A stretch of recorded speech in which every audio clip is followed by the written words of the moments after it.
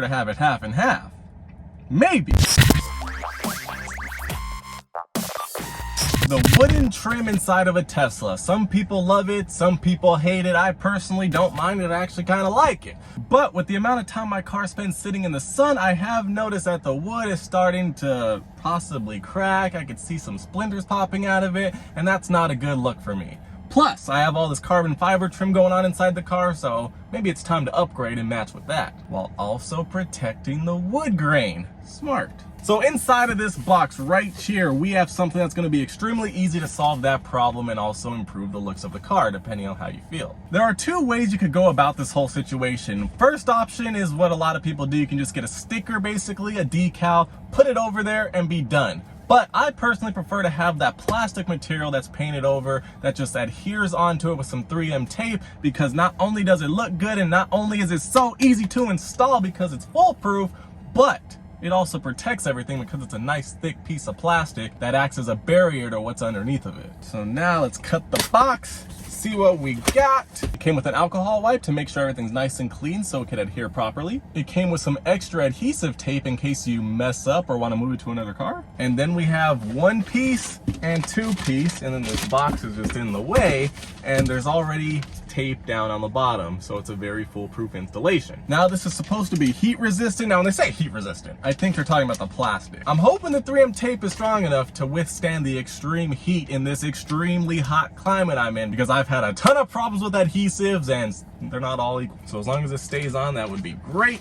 Now of course I would prefer for this to come in one solid piece, although to be fair, the middle seam that you might possibly see, because there's going to be a crack going down the middle, is going to be behind the touchscreen, so you'll never actually see it in real life.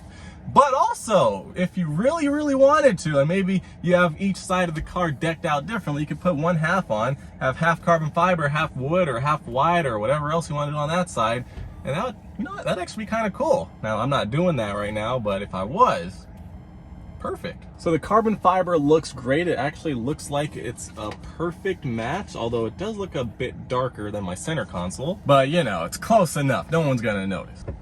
All right, so the first thing we got to do, obviously, use the alcohol prep pad to clean everything up, because you know it's gonna be dirty. You could probably hear that the wipe is actually gripping on to the wood that is beginning to splinter. I don't like that look. Like, look at that. You can see that. It looks terrible. All right, we're gonna let it dry up. Seems like the left side's ready to go. We got the piece here. Let me make sure it fits. Oh, bro, that actually looks nice. Can't believe I didn't do this earlier. I was like, I like the wood. I don't want to cover it up. But now, I'm kind of regretting not doing it before. Looks clean. Seriously, look at that difference. What do you prefer? Or do you prefer to have it half and half? Maybe. I mean, I kind of dig it.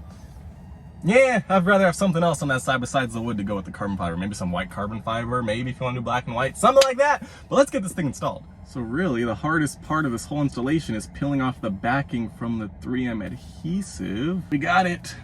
Let's get this thing installed. Make sure you apply a ton of pressure on here. Probably hold it down for a good 30 seconds at least, so it could adhere properly. I'm not sure how well this will adhere to wood. That's what I'm worried about. And as you can see, the big difference here through the middle, you can see the carbon fiber versus the wood trim. What's your preference? I mean, I like the carbon fiber look now that it's here. You know, carbon fiber makes you faster, right? So technically this should fit right up against the other half.